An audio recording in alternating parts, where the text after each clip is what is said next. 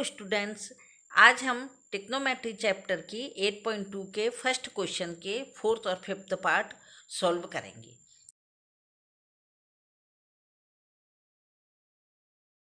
टैब्युलेट the following, निम्नलिखित के मान निकालिए।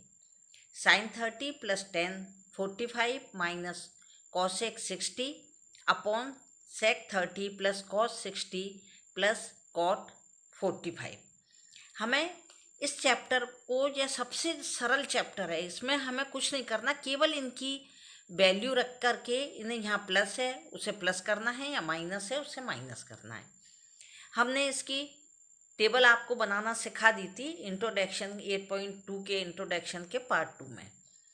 वो यह है, तो हमें जैसे sin 30 की वैल्यू निकालनी है तो हम sin और जे 30 की वैल्यू ले लेंगे। इसके बाद हमें क्या निकालनी है, tan 45 की वैल्यू ये 1 आ गई। इधर निकालनी है cosec 60 की, तो जो cosec 60 की वैल्यू हो गई। इस तरह से हम सबकी वैल्यू के, सबकी यहाँ पे डिग्री दी है उसकी जगह पर उसकी वैल्यू को पुट कर लेंगे। अब हम यहाँ पर सॉल्व कर रहे हैं। sin 30 की वैल्यू क्या है, 1/2 प्लस tan 45 की वैल्यू है 1। इसके नीचे कुछ नहीं होता तो हम डिनोमिनेटर या हर में 1 लिख लेते हैं, माइनस cosec 60 की वैल्यू क्या है, 2/√3।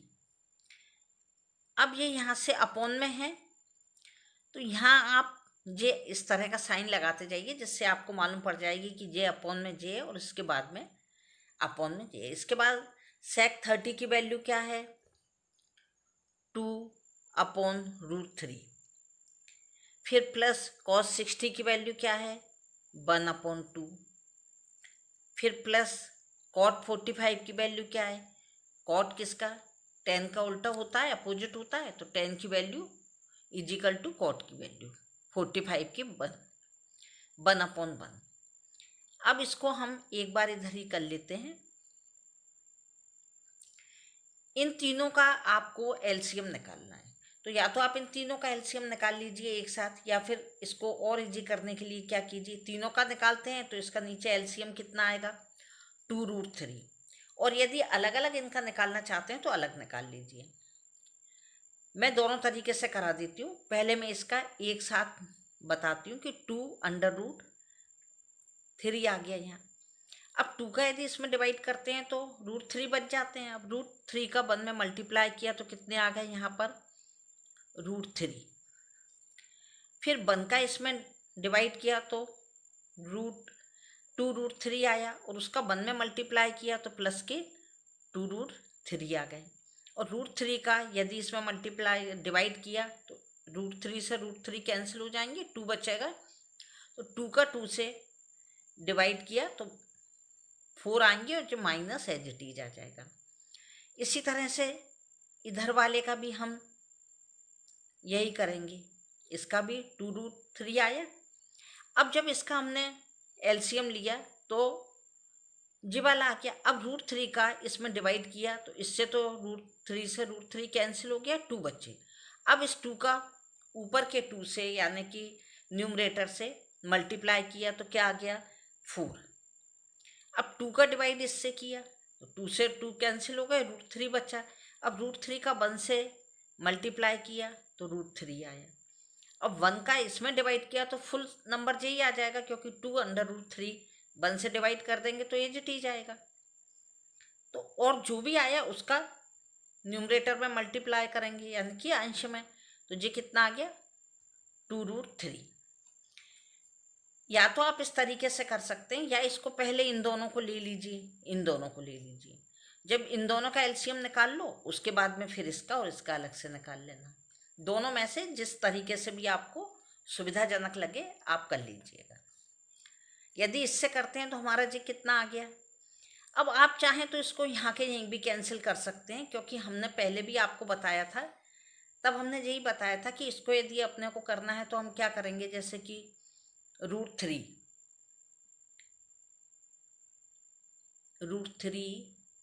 Plus 2√3 -4 upon 2√3 divided by 4 plus √3 plus 2√3 upon 2√3।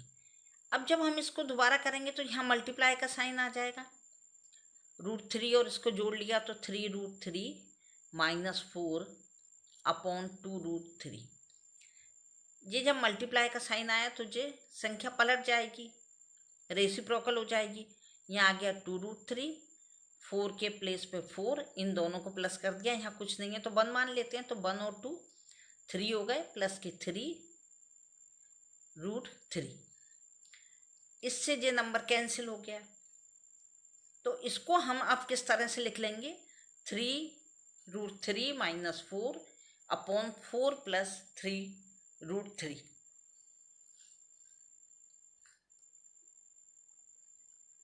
इसको हमने यहाँ पर क्या लिख लेंगे, अब जो हमने आपको करके बता दिया है। यहाँ पर आ गया 3√3 माइनस 4 और अपॉन में ये जो दिया हुआ है 4 प्लस 3√3।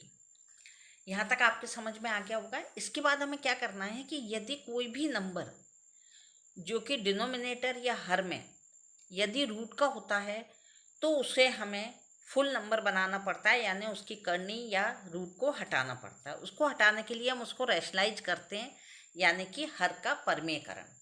और जब हर का परमेयकरण करते हैं तो हमें एज इट इज नंबर यहाँ के दोनों तरफ उतारने पड़ेंगे, अंश में और हर में, यानी न्यूमरेटर और डिनोमिनेटर में। लेकिन यदि यहाँ पर साइन है प्लस का तो वो साइन चेंज हो जाएंगे, अपोजिट साइन हो जाएंगे। तो यहाँ आ जाएगा 4 माइनस 3√3 और 4 माइनस 3√3। यहाँ तक आ गया। अब इनका मल्टीप्लाई, इन दोनों ब्रैकेट मान लीजिए आप इनको,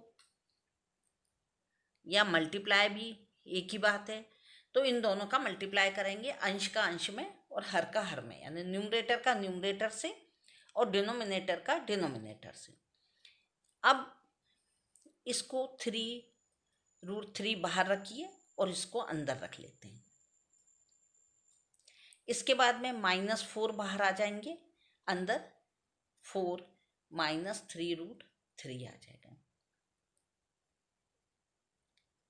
डिनोमिनेटर में क्या है, 4 प्लस 3√3 फर्स्ट ब्रैकेट है और सेकंड ब्रैकेट है 4 माइनस 3√3। यानी कि जी कौन सी आइडेंटिटी हो गई, a प्लस बी और a minus B is equal to a² minus b²। अब ये आइडेंटिटी हो गई तो इसको हम आइडेंटिटी में ही लिख लेते हैं नीचे, 4 का स्क्वायर, क्योंकि ये a हो गई और ये b संख्या हो गई, माइनस है तो ये माइनस के कितने हो गए, 3√3²। अब हम पहले इसको सॉल्व कर लेते हैं। 3√3 में 4 का मल्टीप्लाई किया तो फुल नंबर का जो मल्टीप्लाई होगा रूट की संख्या ऐसी की ऐसी रहेगी, जो हो गया 12√3। फिर 3 का 3 में किया तो माइनस के 9 और √3 का √3 में किया तो फुल नंबर 3।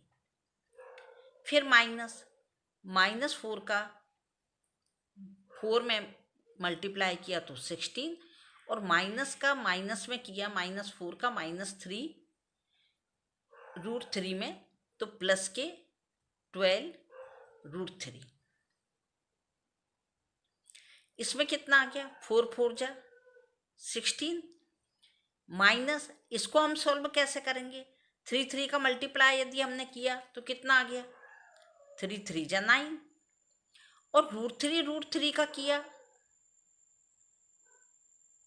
तो कितना आ गया, इस √3 का तो 3 हो गया और जे 3 3 जा 9 हो गए, यानी जे कितने हो गए, 27। तो यहाँ पर हम लिख देंगे 27। अब इसके बाद में ये क्या है, 12√3 और जे भी है 12√3। तो इन दोनों को यदि हमने प्लस कर दिया, क्योंकि दोनों ही प्लस के हैं, तो 12 को किया तो 24√3 और जे हो गए थे 27 माइनस 16 अपॉन, यदि 27 माइनस के हैं और 16 प्लस के हैं तो बड़े प्लस माइनस माइनस होता है, बड़ी संख्या का साइन आता है। तो 27 में से यदि 16 को माइनस कर दिया तो कितने आ गए, -11। यहाँ तक सॉल्व हो गया हमारा सम। अब हमें क्या करना है कि इन दोनों को, ये तो आ गए 24 -3, और ये माइनस और माइनस दोनों प्लस हो जाएंगे और साइन माइनस का ही आएगा, तो जो हो गया -43 अपॉन 11। अब नीचे यानी कि कभी भी जिस तरह हमने आपको ऊपर बताया था कि रूट की संख्या कभी भी नीचे नहीं होती, इसलिए हमने उसको क्या किया था, ये रूट की संख्या हर में थी यानी कि किस में थी, डिनोमिनेटर में, इसलिए हमने उसको रैशनलाइज किया था, क्योंकि कभी भी हर में या डिनोमिनेटर में रूट की संख्या यानी कि करनी नहीं रहती, तो हमने उसको क्या किया था, रैशनलाइज किया था। इसी तरह से कभी भी जो माइनस होता है वो डिनोमिनेटर में या हर में नहीं रहता, उसे -1 का मल्टीप्लाई करके प्लस में बना दिया जाता है।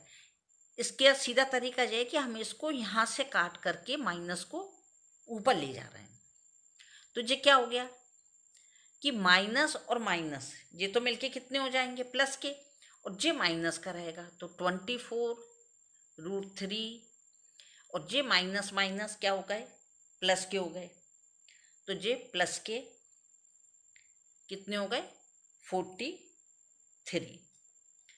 अब आप चाहें, ये तो माइनस का हो गया था और ये हो गए 11। अब इसमें क्या करना पड़ेगा, माइनस का साइन पहले लाने के बजाय हम क्या करते हैं, 43 को पहले ले लेते हैं, उसके बाद ये माइनस का, इसलिए 24√3 अपॉन 11, ये हमारा इसका आंसर आ गया। यह सम आपको अच्छी तरह से यह क्वेश्चन समझ में आ गया होगा। ये हमारा इसका 4th पार्ट था। अब हम इसका 5th पार्ट सॉल्व करेंगे। अब इसका 5th पार्ट सॉल्व करते हैं। 5 के प्लेस पे 5 आ जाएगा। cos 60 की वैल्यू क्या होती है, cos 60 की वैल्यू होती है 1/2,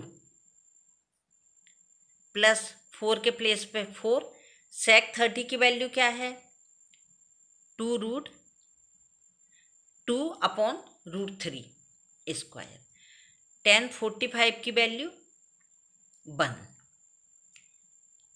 अपॉन में क्या है, साइन स्क्वायर, जो cos 60 की वैल्यू होती है वही साइन की वैल्यू होती है, क्योंकि हमने जब आपको इसकी टेबल बताई थी, समझाई थी, तब आपको हमने बताया था कि साइन की वैल्यू किस तरह से निकाली थी, डिवाइड करके, और साइन का अपोजिट यानी कि इसका जो उल्टा होता है वो क्या होता है, कॉस होता है, कि cos 90 की जो वैल्यू है वो साइन 90 की वैल्यू cos 0 की हो जाएगी, साइन 60 की 30 की हो जाएगी, जो 45 की है वो एज इट इज रहेगी, और 30 की 60 हो जाएगी, और 0 की 90 हो जाएगी।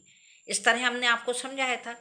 तो ये यहाँ पर साइन की भी वैल्यू, साइन 30 की भी वैल्यू क्या हो गई, 1/√2 स्क्वायर। cos 30 की वैल्यू क्या होती है, √3/2, स्क्वायर है तो स्क्वायर लगा देंगे यहाँ। अब इसके बाद हमें क्या करना है, 5 के प्लेस पे तो 5 आ गए, 1 का स्क्वायर 1 और 2 का स्क्वायर 4, फिर प्लस 4 एज इट इज, 2 2 जा 4, और √3 का √3 में करेंगे, यानी करनी का मल्टीप्लाई करनी में जब करते हैं तो फुल नंबर 3 हो गए, फिर माइनस 1 का स्क्वायर 1, इसमें भी 1 स्क्वायर 1 हो गया, और 2 का स्क्वायर 4, √3 का स्क्वायर 3 और 2 का स्क्वायर 4। अब इसको हमें वापस नीचे मल्टीप्लाई में ले आएंगे, 5 बन जा 5 अपॉन 4, प्लस 4 4 जा 16/3, और माइनस 1/1।